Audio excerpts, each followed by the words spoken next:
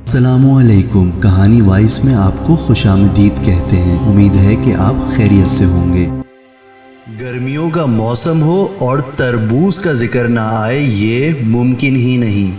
تربوز کو گرمی کا توڑ سمجھا جاتا ہے۔ اس کی نہ صرف جسمانی اعتبار سے افادیت ہے بلکہ دین اسلام میں بھی تربوز کی بہت فضیلت ہے، کیونکہ یہ رسول اللہ صلی اللہ علیہ وآلہ وسلم کی پسندیدہ غذاؤں میں شامل ہے۔ دوستو، اس ویڈیو میں ہم آپ کو بتائیں گے کہ تربوز کے کیا کیا فوائد ہیں اور رسول اللہ صلی اللہ علیہ وآلہ وسلم نے تربوز کے بارے میں کیا ارشاد فرمایا۔ ساتھ ہی ہم آپ کو تربوز کھانے کا درست طریقہ بھی بتائیں گے، تو ہمارے ساتھ رہیے اور اس ویڈیو کو آخر تک دیکھیے۔ تربوز گہرے ہرے رنگ کا پھل ہے جو بیل دار پودے پر لگتا ہے۔ اس کا تعلق جنوبی افریقہ سے بتایا جاتا ہے۔ ماہرین کو دریائے نیل کی وادی میں اس کی کاشت کے شواہد ملے۔ اس کے بیج فرعون توتن خامون کی قبر میں دریافت ہوئے۔ تربوز کا ذکر بائبل میں بھی موجود ہے۔ 7ویں صدی میں یہ ہندوستان میں کاشت ہوا تھا۔ ہندوستان سے یہ چین پہنچا اور 10ویں صدی میں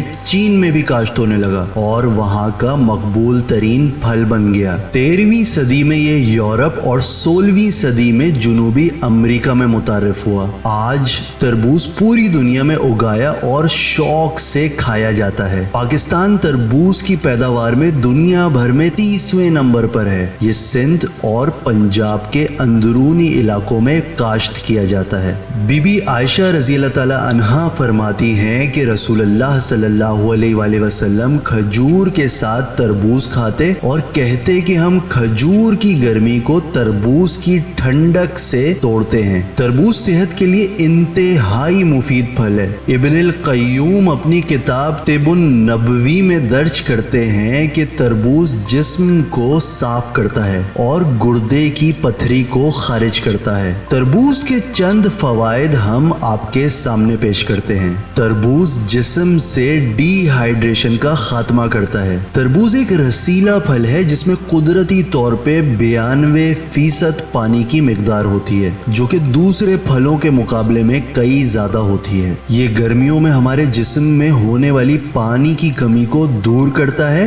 اس کے اندر موجود معدنیات اور نمکیات ہمارے جسم سے ڈی ہائیڈریشن کا خاتمہ کرتے ہیں اور ہمیں توانائی بخشتے ہیں۔ تربوز چہرے کو رونق بخشتا ہے۔ تربوز نہ صرف جسم کو ٹھنڈک فراہم کرتا ہے بلکہ یہ ہماری جلد کو نرم اور صاف بھی کرتا ہے، چہرے کو تر و تازہ رکھتا ہے اور چہرے سے داغ دھبے ختم کرنے میں مدد فراہم کرتا ہے۔ یہ چکنائی سے بالکل پاک، وائٹامن، فائبر اور سوڈیم سے مالا مال ہوتا ہے۔ اس کا پانی چہرے کے مسامات کو بند کر کے قدرتی ٹونر کا کام کرتا ہے۔ نظام ہاضمہ کو بھی بہت بہتر بناتا ہے۔ اس کے اندر چونکہ پانی اور فائبر کی مقدار بہت زیادہ ہوتی ہے، لہٰذا یہ نظام ہاضمہ کو بہتر بناتا ہے۔ یہ قبض کشاں ہے اور بھوک کو بے حد بڑھاتا ہے۔ تربوز دل کے امراض کے لیے انتہائی مفید ہے۔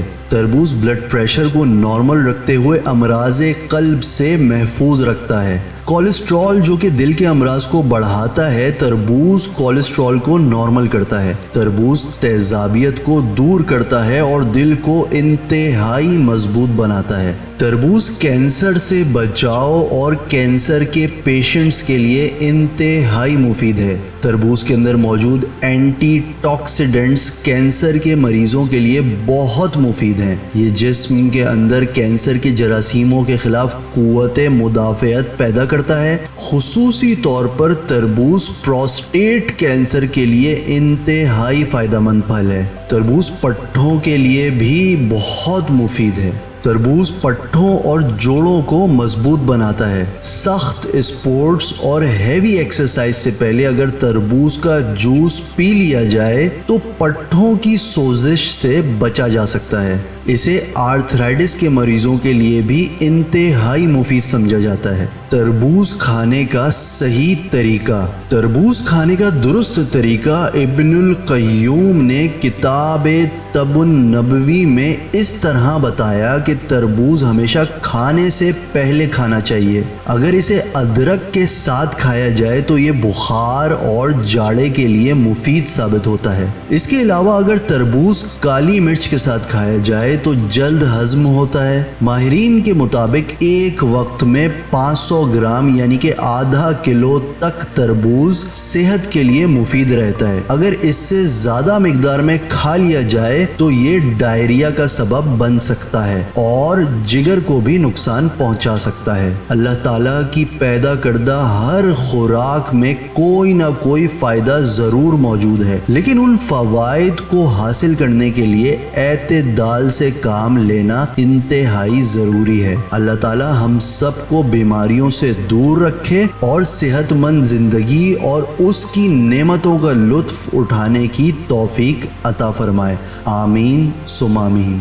अगर आपने हमारे चैनल को सब्सक्राइब नहीं किया है तो बराए मेहरबानी सब्सक्राइब कीजिए ताकि आगे आने वाली वीडियोस आपको बवक्त मिल सकें।